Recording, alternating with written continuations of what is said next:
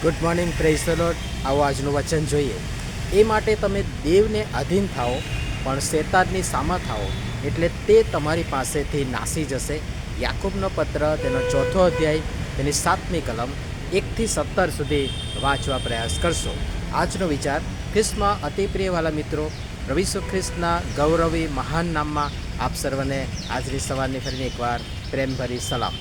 ખૂબ જ પ્રચલિત વચન ને આપણામાંના ઘણા લોકો ઘણી બધી જગ્યાઓએ એનો જોરશોરથી પ્રચાર પ્રસાર અને ઉપયોગ પણ કરીએ છીએ. હા, માત્ર ઉપયોગ કરીએ છીએ, અમલ કરતા નથી. વચન બહુ સ્પષ્ટ રીતે કહે છે, એકદમ સાદી સીધી સરળ સમજ. પહેલી બાબત, દેવને આધીન થાઓ. બીજી બાબત, શેતાનની સામા થાઓ. એટલે પરિણામ આપણી આગળ આ આવશે: શેતાન તમારી પાસેથી નાસી જશે.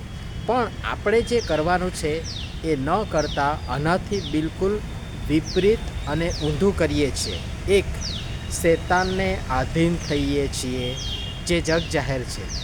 શેતાન પ્રત્યેકના જીવનમાં વિવિધ રીતે પાપ પરીક્ષણ લાવે છે.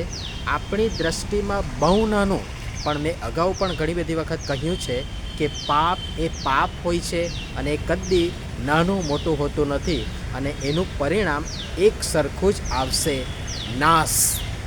અને એનાથી પણ આપણે સારી પેઠે પરિચિત અને અવગત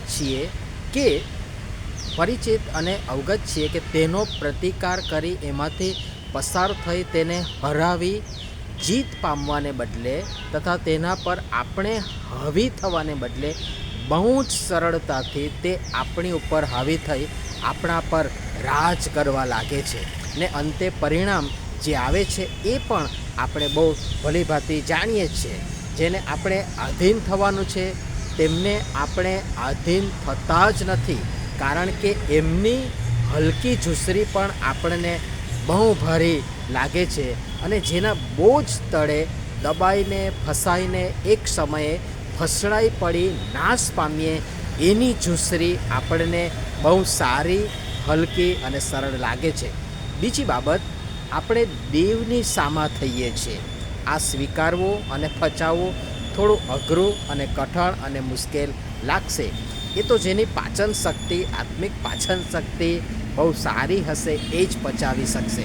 હા, આપણે જેની સામા થવાનું છે એની સામા થવાને બદલે કેટલી વાર ઊભી પૂંછડીએ ભાગીએ છીએ, કાં તો તેની સાથે આપણે સમાધાન કરી લઈએ છીએ, જે આપણો સમૂળગો નાશ કરી દે છે.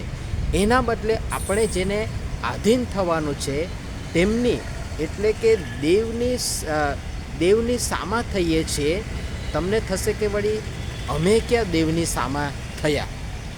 હા, તમારા વાણી, વિચાર, વર્તન, વલણ, વ્યવહાર, વર્તણૂકને તપાસો.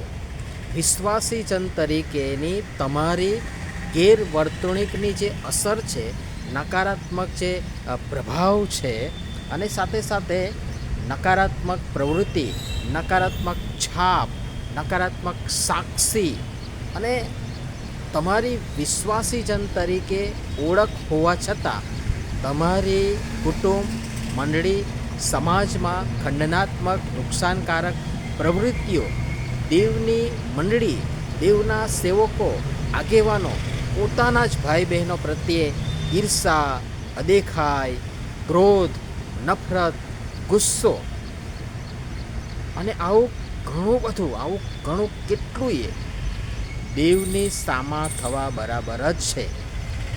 આપણને ખ્યાલ પણ ન આવે એમ, અને એ રીતે દુષ્ટ શેતાન દેવની મંડળીને આ રીતે તોડવા, નુકસાન કરવા બહુ જ સિફતપૂર્વક, હોશિયારીપૂર્વક મારો, તમારો, આપણો દુરુપયોગ કરી જાય છે. ને અફસોસ કે આપણે મોટા ભાગે આમાં પડીએ છીએ, આમાં ફસાઈએ છીએ, જેનું પરિણામ આપણે જાણીએ, જોઈએ છીએ, અનુભવીએ છીએ. પ્રાચીન સમયમાં અને સાંપ્રત સમયમાં પણ આપણે જોયું, જાણ્યું, અનુભવ્યું, તેમ છતાં આપણે શીખતા, સમજતા નથી.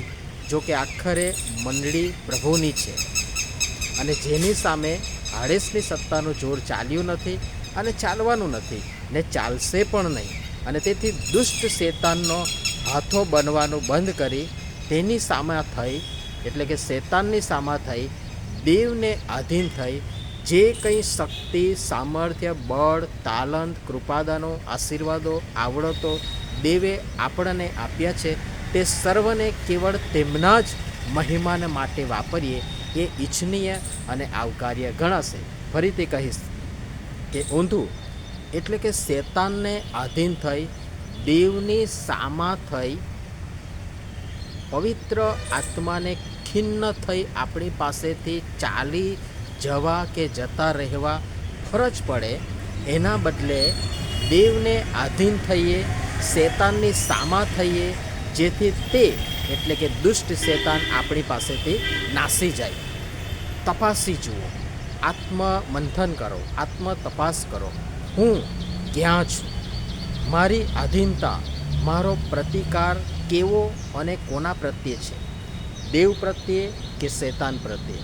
જેના પરિણામ સ્વરૂપ પવિત્ર આત્મા દેવ મારી પાસેથી જતા રહ્યા છે કે શેતાન મારી પાસેથી નાસી જાય છે? અઘરું છે, અટપટું છે, પણ અશક્ય અને અસંભવિત તો હરગીઝ નથી. પ્રયાસ કરજો. પ્રભુ કૃપા આપશે, પ્રભુ સમજણ આપશે, પ્રભુ દોરશે.